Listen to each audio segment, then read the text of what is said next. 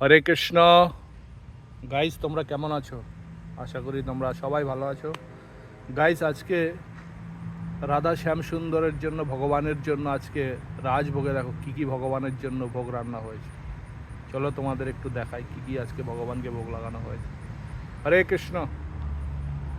Guys, প্রথমে তোমাদের দেখাচ্ছি রুটি, হ্যাঁ, তারপর হলো তোমার দোকলা, তারপর হলো তোমার পনির ফুলকপি দিয়ে একটা সবজি, তারপর রাজমা, তারপর এই যে টিক্কি বলে এটাকে, হ্যাঁ, এটা বিহারের ফেমাস খুব।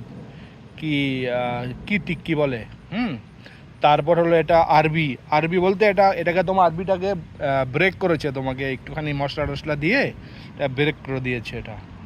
তারপর এই যে এই চিট্টির সাথে, হ্যাঁ, এটার সাথে এটা থাকে, এই যে বেগুন পোড়া, যেটা আমাদের বাংলা ভাষায় বেগুন ভর্তা বলে না, ওটা হলো এটা।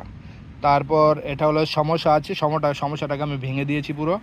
তারপর হলো কচুরি, তারপর রসগোল্লা, তারপর আছে মাঝখানে ফ্রুটস আছে, হ্যাঁ। তারপর এদিকে জুসের দিক দিয়ে দেখো, এখানে ম্যাঙ্গো লস্যি আছে, নিচে আরেকটা গ্লাসে তো আমি নিয়ে এসেছিলাম, ওটাও দিয়েছে ভগবানকে, হ্যাঁ, পাইনাপেল জুস, ওটা আছে, আমি খেয়ে ফেলেছি। আর এটা হলো রায়তা, হ্যাঁ, তারপর পাঁপড় ভাজা। এই আজকে ভগবানের ভোগ, তোমরা দর্শন করো গাইস। ভালো লাগলে বলো কেমন হয়েছে আজকের ভোগটা। হরে কৃষ্ণ। গাইস, আরও কিছু ছিল, আমি অত কিছু আনিনি, আমি আর খেতে পারবো না, এগুলো আমি দুবেলায় খাবো, বেশি করে নিয়ে এসেছি ভগবানের জন্য, ভগবানের প্রসাদ। হরে কৃষ্ণ, ভালো থেকো গাইস।